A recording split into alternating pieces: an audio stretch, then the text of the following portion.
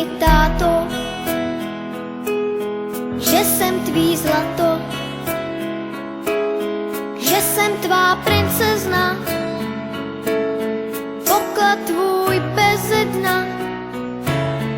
Říkej mi, táto, že jsem tvá pohádka, panenka maková, Smíšek a Amálka, Vochomůrka Křemílek, Emanuel Motýlek, že mě nikomu nedáš, že nic lepšího nemáš. Tvůj dětský smích, ať v nás na pořád zůstává, vždyť dětský smích každý zadarmo dostává. Ať se ze světa vytratí všechno, co se vyplatí. Víš, já tě nikomu nedám, já nic lepšího nemám, než tvůj dětský smích. Tvůj dětský smích. Já nic lepšího nemám, než tvůj dětský smích.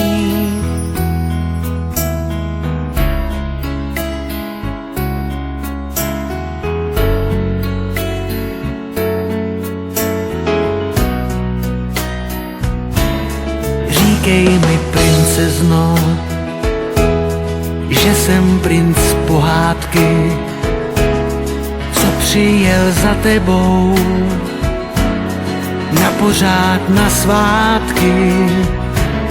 Já byl bych bez tebe, už na věky bez sebe. Já šel bych až do nebe, modrý ukrást jen pro tebe. Víš, já tě nepustím, vždycky všechno ti odpustím. Já tě nikomu nedám, já nic lepšího nemám. Tvůj dětský smích, ať v nás na pořád zůstává, vždyť dětský smích každý zadarmo dostává. Ať se ze světa vytratí všechno, co se vyplatí. Víš, já tě nikomu nedám, já nic lepšího nemám, než tvůj dětský smích.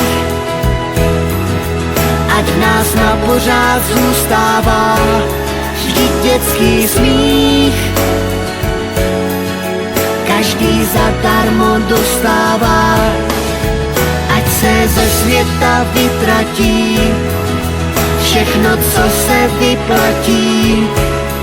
Víš, já tě nikomu nedám, já nic lepšího nemám, než tvůj dětský smích. Tvůj dětský smích. Já nic lepšího nemám, než tvůj dětský smích.